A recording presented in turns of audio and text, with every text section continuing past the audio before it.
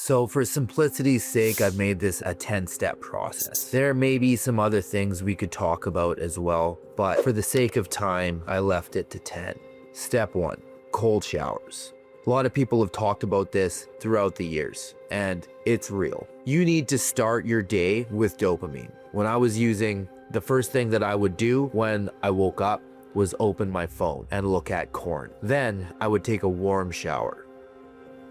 I did not feel strong. If you wake up and the first thing that you do is something that you don't want to do, but know you should, this is going to help to retrain your brain. Make the shower as cold as possible. Get in there and treat the shower as if it's a warm shower. So that doesn't mean go in and like wash everything really quickly and then jump out. Imagine that the water is actually warm and just do what you would normally do in a warm shower. I actually only take cold showers at this point, and I've been able to be consistent with that for over a year. Only cold showers, as cold as possible. At first, you may not be capable of that.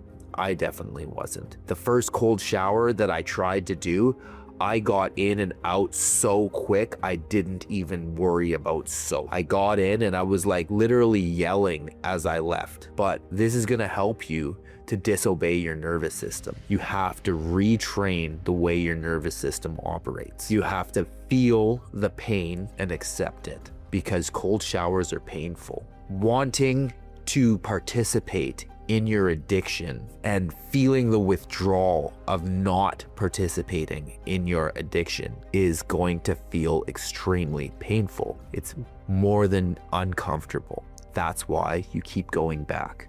So cold showers will help to retrain that circuitry, to disobey when your body tells you, no, you have to do this, you have to do this, you have to do this. No, you don't. Step 2, go carnivore. Weaponize your diet. Sugar and participation in the use of carbohydrates for energy causes this spike and crash, spike and crash. You feel so hungry, you're so hungry, you just have to eat right now, you have to, and then you eat and like, bing, dopamine goes way up, okay, blood sugar goes up, and you're like, oh yeah, I feel great. And then you crash, you're so hungry. Doesn't that sound like the addiction to corn? Very, very similar. Now, when you're at that low, you're vulnerable. Now, if you could stop intaking carbohydrates at all, you will see that your hunger is very muted. You're not getting this spike and crash. You're just kind of coasting. Like now when I don't eat, my body's just eating the fat that's on my body, and I'm like, oh man, I haven't eaten in like 6 hours. Maybe I should eat something. I still feel hunger here and there, but I'm not like dying for it. This will help you. Now, if you're unable to commit to something like that, many people believe in this myth that you really need carbohydrates in order to be a professional athlete. You can make that decision. It's going to be a little bit more of a spike and crash for sure, but you should at least eliminate highly processed sugar. You should at least eliminate junk food. You should not get used to doing things that you know are bad for you, because that's the problem that you're experiencing. You know that you shouldn't do this, but you do it anyway, and that makes you weak, and that kills your drive, and that kills the essence of you, the best part of you.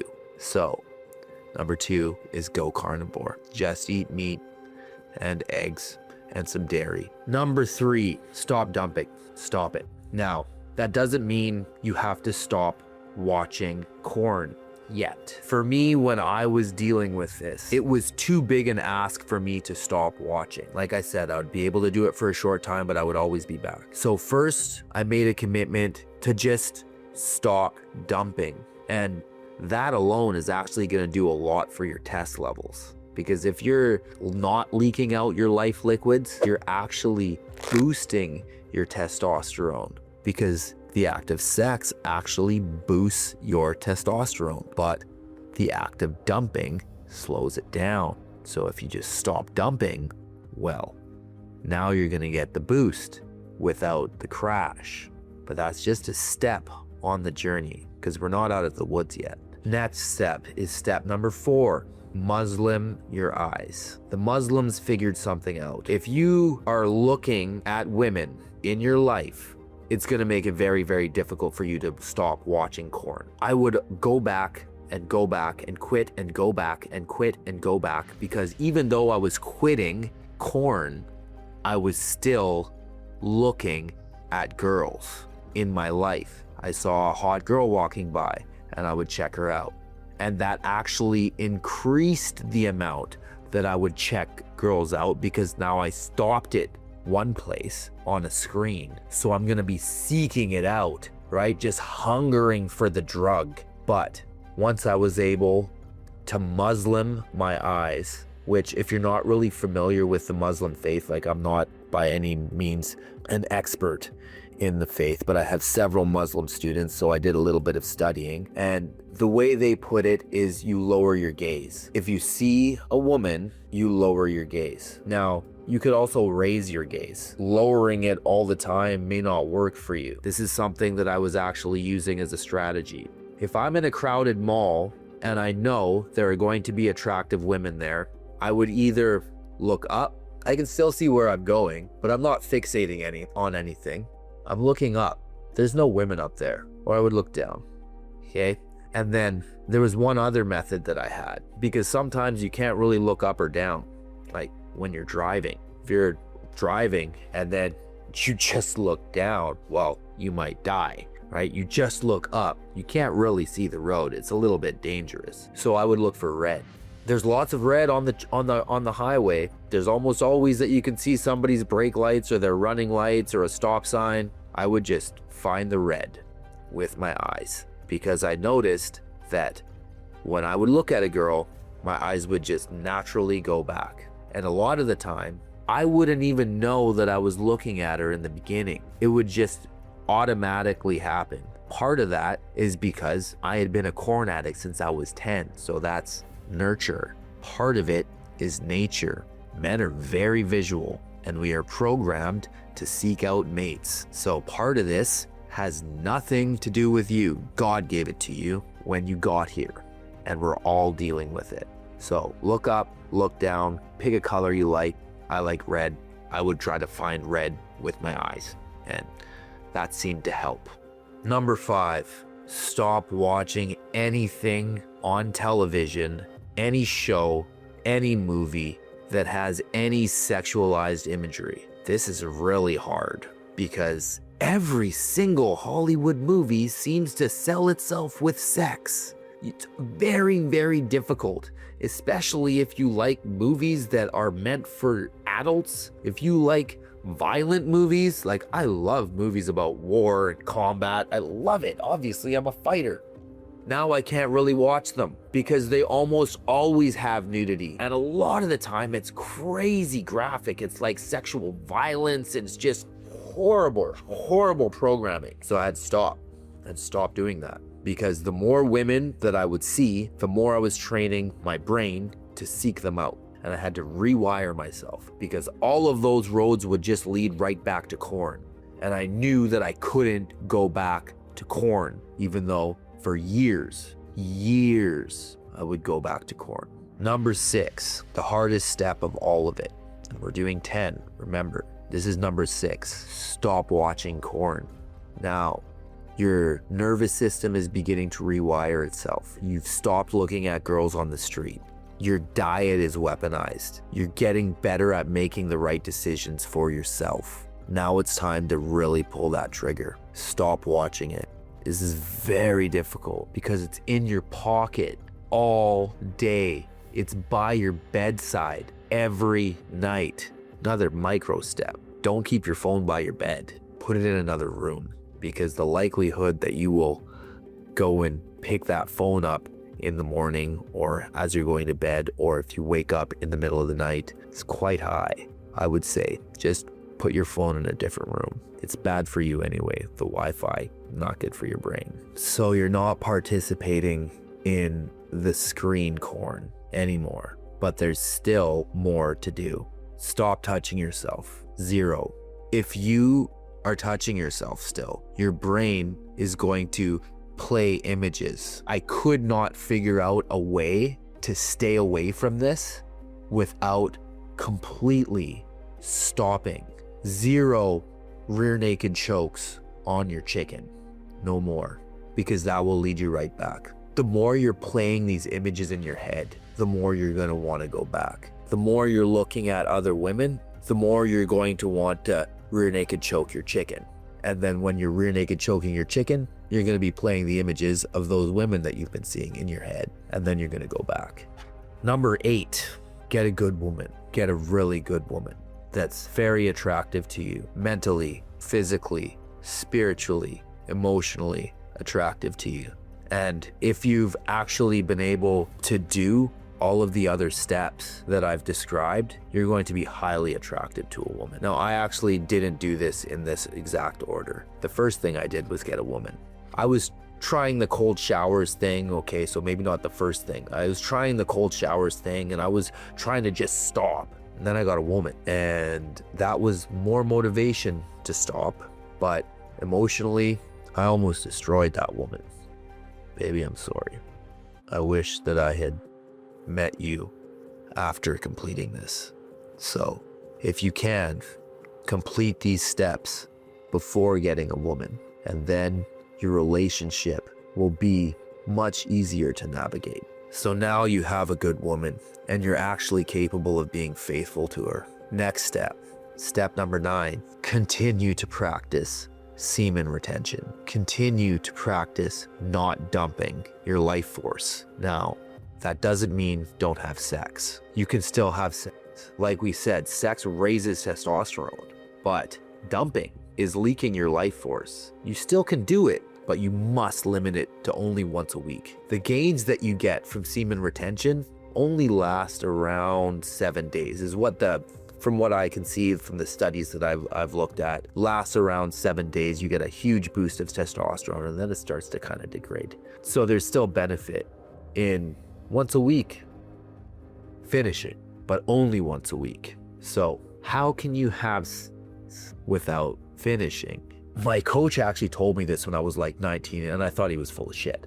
But you can actually have an orgasm without leaking any life liquids. It's not exactly the same, but you can have one. Now, you've been addicted to corn for a long time, like I was. You will be very familiar with the terminology of edging, going up right to the point of leaking life liquids and then stopping in order to go back to that point, so you can prolong the time that you're doing this. When we're talking about screens, this is actually really bad for you. But in reality, with a real woman, this is actually very good for you, because if you get good at this, you can actually find a way to have a relieving feeling right afterwards that allows you to be able to I got something out of that, and stop and walk away. Well, not walk away, obviously. You should probably do some cuddling. Girls really like that. Now, if you're competent at doing this, your girl is gonna fucking love you. She's gonna see you as like the strongest human that's ever been, because men get quite weak after they leak out their life liquids. They roll over and are like, if I'm done, it's very difficult for me to keep my eyes open. I want to sleep. I don't want to cuddle. I want to sleep. But in practicing this method, in practicing this retention, man, I'm invigorated. I can do anything. And I also see myself differently. I see myself as stronger, as like a 1% of all men that exist on the planet. Because honestly, it's probably less than 1% of men that actually use this practice. The benefits, I barely have words to describe the benefits of this practice. It makes you feel like a superhuman. And honestly, you kind of are, because everybody else is just deep in a hole. And you're up on the ground looking at the sky in the sunlight. That's the difference. Last thing, step number 10. You've come a long way. If you've gotten to this point, you've come a long way. Now is the time to take the rewiring of your system, the rewiring of your circuitry, of your brain, and just bring it to the moon. Now we force ourselves to get that high, to get that dopamine from doing difficult things, from doing things that require effort. If there's something that gives you a high that you don't have to work for, you don't want that.